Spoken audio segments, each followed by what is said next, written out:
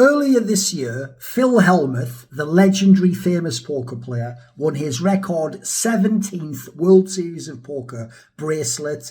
And despite the fact this is one of the best poker players of all time in tournament poker, someone who's been a world champion, who's a GOAT contender, is winning still, showing excellence year after year, still coming back to the circuit, still playing, being a professional. The amount of dismissing or downplaying of his accomplishments I see to this day is so gross. It reminds me of in the early days of esports in the early 2000s when Fatality would win tournaments and be the best, and on Agra be this excellent player, and even his competitors would be like, yeah, but we're not trying harder as much. Yeah, but you have a proper salary. Yeah, but you're just practicing and no lifing more than everyone. It's yeah, but he's doing it, isn't he? You might not like him, you might not like the way he does it, but you can't argue with the excellence of what he is doing. So what I think sucks about this is, first of all, people don't even give Phil Hellmuth his due as one of the greatest, potentially the greatest tournament player of all time in poker. They'll go, yeah, but what about if Phil Ivey had tried to play that hard and had wanted to and hadn't cared more about the card? Well, what if?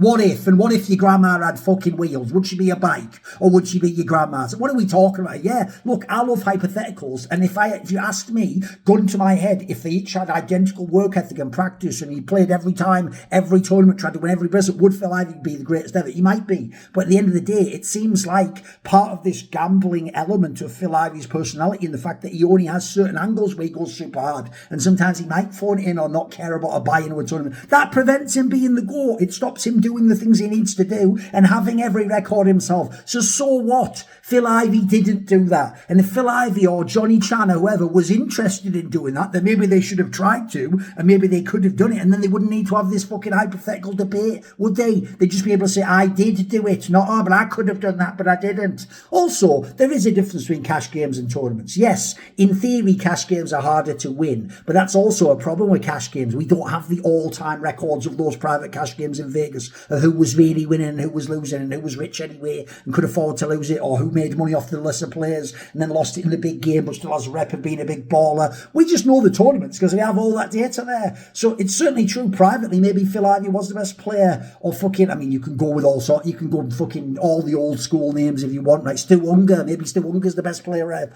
But if we're going by tournament poker, what Phil Hellmuth has done is fucking impressive. And it's not some linear progression. It's not just that because a cash game is harder in theory, it's always better than tournaments. No, you don't even see that. And there's a different style to how you play tournaments. Some people do play the high-level tournaments like it was a cash game, or I don't care about the money, so I'm just playing for the... No, Phil Hellmuth looks for his angles. He tries to read but he does actually a very successful meta, unsurprisingly, it's the best ever, at playing against noobs that are in these fucking WSOP fields. And at the end of the day, farming noobs is how you fucking win those tournaments. There's another thing people put as a knock against Phil Hellmuth. They go, he's just really good against noobs and amateurs. As though, by the way, that was a knock. That's the best strength to have in these fucking massive, wide open fields with thousands of people paying the buy-in. Being excellent at farming up those noobs and reading those noobs is going to be what's going to get you to the final table and give you chances to win. Maybe on the final table, I don't know, I'll do the meme one for you guys. Maybe I'll say Daniel Negreanu or Phil Ivey's going to be better at reading Phil Hellmuth. Who cares? They're not going to get there as often. And if there's some bad players at that table, are they going to play as well against them as Phil Hellmuth is? I don't know. Because as much as Phil Hellmuth can get bad beat, I tell you what, he is fucking sick when he locks in on those noobs, and he is really good at masking what he's doing sometimes. That's why they all just try to gamble and go all in against him. So I actually think that's like people in CSGO who are like, all Device is good at is farming against ecos. It's like in CSGO, ecos are really hard to consistently farm against. That's actually a massive strength. That's a brilliant fucking sort of arrow to go in your quiver, as it were, if your strength is CSGO, or in this case, playing tournament fields against randoms. I think people really underestimate Phil Hellmuth's reading ability. I've watched a lot of poker. I've studied the game for decades. I've seen loads of people play cash and tournament. It's a meme, but he is really good at it. He really can zoom in and he can do those fucking soul reads. It's not even just the calls he's made. It's the fucking, either the ones where he's made the calls where he was just winning with one pair or something mentally. Guess that the guy had to have bluffed. But the craziest ones to me is laydowns.